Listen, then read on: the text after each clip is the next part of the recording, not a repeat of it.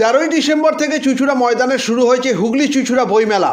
বইমেলার সভাঘরে আজ থেকে শুরু হয়েছে কবিদের জন্য স্বরচিত কবিতা পাঠের আসর।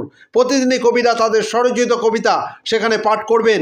বইমেলাতে বালিরমোড় পিপলস রিলিফ কমিটির উদ্যোগে বিনামূল্যে চিকিৎসার ব্যবস্থা করা হয়েছে বইমেলা দেখতে আসা মানুষদের জন্য। পরে বইমেলা সম্পর্কে জানান বইমেলা কমিটির পক্ষে অরিত্র শীল। চুঁচুড়া থেকে প্রবীর ঘোষালের রিপোর্ট।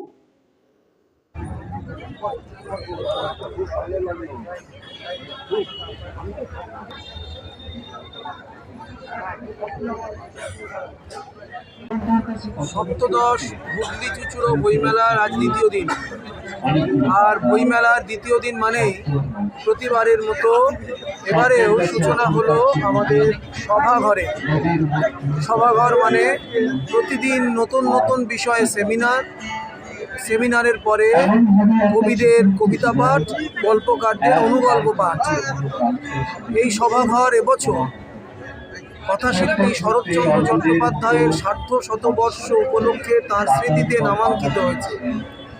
সভাঘরের মঞ্চটি আমাদের বইমেলার অন্যতম সংগঠক তিলক চট্টোপাধ্যায়ের স্মৃতিতে নামাঙ্কিত হয়েছে এবং সভাঘরের অডিটোরিয়াম বসার জায়গাটি আমাদের বইমেলার অন্যতম সংগঠক প্রকাশ রায়কে উদ্দেশ্য করে স্মরণ করে করা হয়েছে। প্রতিদিন এক এক বিষয়ের ওপর আলোচনা সভা থাকবে। আলোচনা সভার শেষে কবিতা পাঠ করবেন প্রতিদিন অন্তত 30 থেকে 35 জন মানুষ। কোনো উৎসাহী মানুষ যদি কবিতা পাঠে আগ্রহী হন তাহলে তিনি প্রতিদিন বিকেল 5টার মধ্যে চলে আসুন। কবিতা পাঠ করার জন্য সুযোগ পাবেন নাম লিখিয়ে।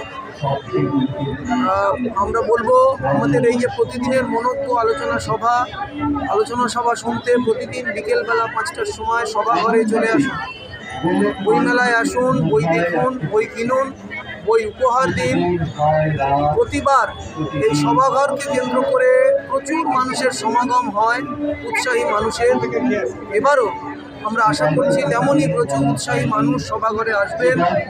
তারা সভাঘরে আলোচনা শুনবেন, কবিতা পাঠে অংশ নেবেন, আবার হয়তো বই মেলা ঘুরে দেখবেন, বই কিনবেন।